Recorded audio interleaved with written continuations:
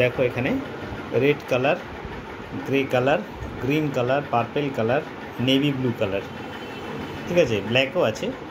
এই কালারগুলো দিয়ে কিন্তু আমি রঙটা করলাম প্যাস্টেল কালারে। দেখো কীভাবে আগে ফিগারগুলোকে রং করে নিলাম, মিশিয়ে মিশিয়ে হোলির একদম যে দৃশ্যটা হয় যেমন দেখতে লাগে, তখন ফেসগুলো যেমন থাকে বাচ্চাদের ঠিক রং মাখা, কিছু কিছু প্যান্টগুলো কালার হয়ে যায়, জামাগুলো কালার হয়ে যায়, নিচে কিছু রং পড়ে থাকে, দেখো সেই দৃশ্যটাকে আমি কিন্তু করে ফেললাম। এরপরে আস্তে আস্তে করে ফিনিশিংটা করব ব্যাকগ্রাউন্ডটা। সামনেটা কিন্তু প্রায় হয়ে গেল, দেখো একটু ব্ল্যাক আউটলাইনগুলো হবে কিছু কিছু জায়গায়, কিন্তু পুরো ছবিটা কিন্তু বেরিয়ে এসেছে, দেখতে পাচ্ছ তোমরা? হ্যাঁ দেখো আস্তে আস্তে করে তোমার জমির কালারটাও দেখো করে ফেললাম। হ্যাঁ দেখো পেছনে পাঁচিল থেকে রং গড়িয়ে পড়ছে, হাতের ছাপ, বেলুনের ছাপ এগুলোও থাকবে, ঠিক আছে? এইভাবে আস্তে আস্তে করে ছবিটা আগাচ্ছে দেখো। হ্যাঁ তোমরা দেখো হয়ে গেছে কিন্তু ছবিটা। এবার আমি কালো দিয়ে জাস্ট ফিনিশিংটা করছি। হ্যাঁ ছবিটার ব্যাকগ্রাউন্ড দেখো পুরো করে ফেলেছি। আর এটা কিন্তু একটা পোলো কালার দিয়ে করছি আমি। হ্যাঁ এটা ক্যামেলের রং নয়, ক্যামেলের রং হলে অন্যরকম হতো ছবিটা।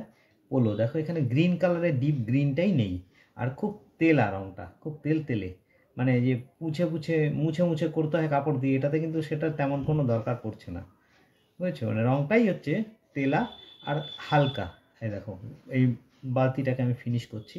এক সাইড করে তো সবসময় একটু ডার্ক শ্যাডো দিতে হয় এই কালারে, প্যাস্টেল কালারে। এই দেখো জল রং হলে সেটা দরকার হবে না, জল রঙে তুমি যেই কালার দিয়ে করছো সেই কালার দিয়েই শ্যাডোটা হবে। এখানে দেখো, এই দেখো তার আগে আমি ড্রয়িংটা করে নিয়েছিলাম খুব সুন্দর করে, যাতে ভালো লাগে দেখতে। এই দেখো হোলির একটা দৃশ্য কীভাবে দেখো ফুটে উঠলো। দেখো যে মুখটা, চোখটা, অ্যাকচুয়ালি দোল যখন হোলি যখন খেলে বাচ্চারা, তখন কিন্তু মুখ চোখ আর বোঝা যায় না, পুরো কালো হয়ে যায়, তাই তো? এখানে বোঝা যাচ্ছে একটু ছেড়ে ছেড়ে রঙটা আমি দিয়েছি, তাই তোমরা বুঝতে পারছো। তোমাদের বাচ্চাদের জন্য আমি তো ক্লাস করাই, কিছু আমার স্টুডেন্ট আছে, তাদের জন্য আমি ছবিগুলো বানাই, তো তাদের শেখাবার জন্য সেখান থেকে আমি একটা ভিডিও করে তোমাদের জন্য একটুখানি দেখাচ্ছি। সেভাবে তো আমি ভিডিও করি না, করা হয়ও না, কেননা ভিডিও করার স্ট্যান্ড সেরকম মানে ব্যাপারগুলো আমার সেভাবে নেই, মানে আমি ইউটিউবে সেভাবে ভিডিও করে ছাড়ি না। ছবি করি, আমার পেজ আছে আর্টিস্ট্রি পেজ, সেই পেজে তোমরা ছবি দেখতে পারবে আমার আঁকা পেন্টিং যেগুলো আমার বিক্রি হয়। সেটাই হচ্ছে আমার কিন্তু মেন কাজ, ছবিটা করে বিক্রি করাটা, এটাই কিন্তু আমার মেন কাজ। কিন্তু এই ছবি আঁকা শেখানো, ক্লাস করানো, এটা কিন্তু আমার মেন কাজ নয়। তবে কিছু তো করতে হয়, অল্প কিছু চেনা জানা যারা রয়েছে, যারা আসে শিখতে চায়, তাদেরকেই শুধুমাত্র আমি শেখাই। খুব কম, সেটা সংখ্যায় খুব কম, কেন অত সময় আমি দিতে পারি না। তো সময় যদি আমি টিউশনি করি তাহলে তো আর আমি সেভাবে নিজে ছবিটা আঁকতে পারবো না, সেই জন্য আমি অতটা টিউশনি করি না, কম। এই এক দোলের ছবি যে বানিয়ে দিয়েছি, সবার জন্য বানিয়ে দিলাম। দেখো অল্প করে শ্যাডো দিচ্ছি নিচে, ছায়াটা পড়লো, পাঁচিলটা এখানে আছে পেছনে, রং গড়িয়ে পড়ছে।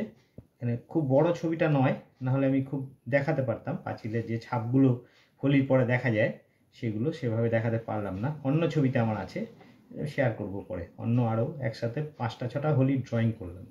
তাই ছোটদের জন্য এটা, 2-3 যারা পড়ে তাদের জন্য এই ছবিটা। দেখো হয়ে গেল, এখানে বিল্ডিংগুলো আছে পিছনে,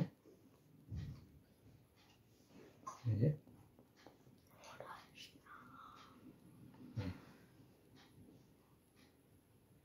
ঠিক আছে, হয়ে গেল ছবিটা কমপ্লিট মোটামুটি, ঠিক আছে।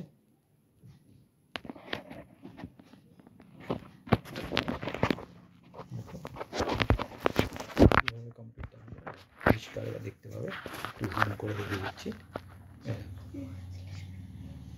ঠিক আছে, শেষ ছবিটা।